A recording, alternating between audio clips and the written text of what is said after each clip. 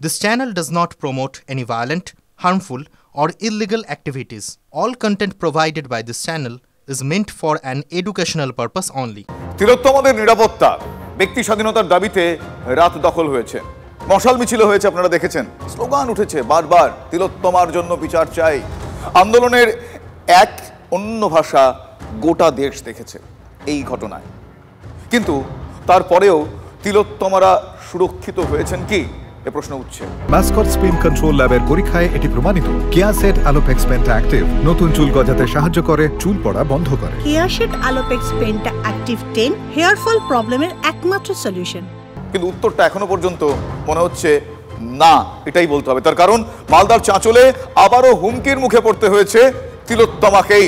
ভাবতে পারেন, কর্তব্যরত নার্সদের বলা হচ্ছে বেশি কথা বললে আরজিকর করে দেওয়া হবে, মানে সরাসরি ধর্ষণ খুনের হুমকি। আর কে বলছে? রোগীর পরিবার। শুনুন একবার। যখন আরজিকর বানিয়ে রেখে দেবো তখন তোরা বুঝতে পারবে।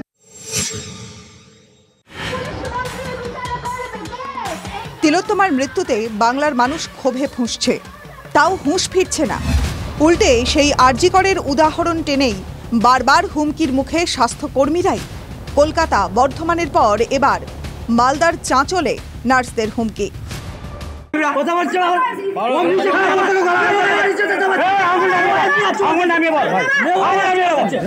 শনিবার রাতে চাঁচল সুপার স্পেশালিটি হাসপাতালে তুমুল উত্তেজনা।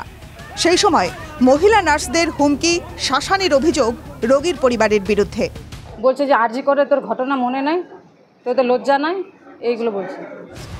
তার মানে রোগীর পরিবার কি বলতে চেয়েছিল, কি করতে চেয়েছিল? যখন আরজিকর বানিয়ে রেখে দেবো তখন তোরা বুঝতে পারবে। এটা কারা বলে? পেশেন্ট এবং পেশেন্ট পার্টি। এইরকম অন ডিউটির পর যদি এইরকম একটা ব্যাপার অন ডিউটিতে ঘটে, তো স্বাভাবিক বাড়ি ফিরতে তো সবারই একটা ভয় লাগবে যে আমি মার্ক হয়ে গেলাম। রাতে হাসপাতালে উত্তেজনার ভিডিও ভাইরাল হতেই শোরগোল। হয়তো কোনো নেতা স্থানীয় বা কেউ হয়তো হবে, সেটা আমাদেরকে জানার, নাম তো আমরা জানি না। দেখা করতে আসে এবং যে নার্সিং স্টেশন আছে সেখান থেকে বসার জন্য চেয়ার নিয়ে যায়। তো প্রথমে যে অন ডিউটি ব্রাদার ছিলেন, তো উনি বলেছেন চেয়ারটা আপনি কেন নিয়ে যাচ্ছেন, তখনও কিছু হয়নি। সেকেন্ড টাইম আবার চেয়ার নিতে এসেছিলেন, উনি বললেন চেয়ারটা এরকম নিয়ে যাবেন না, ঠিক আছে।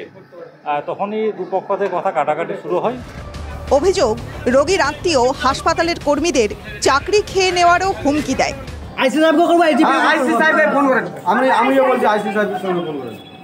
বলছে আমার এ আছে ওই আছে, আমি 2 মিনিটের চাকরি খেয়ে নেবো তোমাদের। সরকারি চাকরি খেয়ে নেবে, এত ক্ষমতা? অভিযোগ, ঘটনার সময় এক প্রতিমন্ত্রীকে বারবার ফোন করার চেষ্টা করে অভিযুক্ত। তাহলে কি প্রভাবশালীর ঘনিষ্ঠ বলেই এত প্রভাব? যদিও ধৃতের দাবি, নার্সকে হুমকি দিয়েছেন আপনার পেশেন্ট, কখনো হতে পারে না।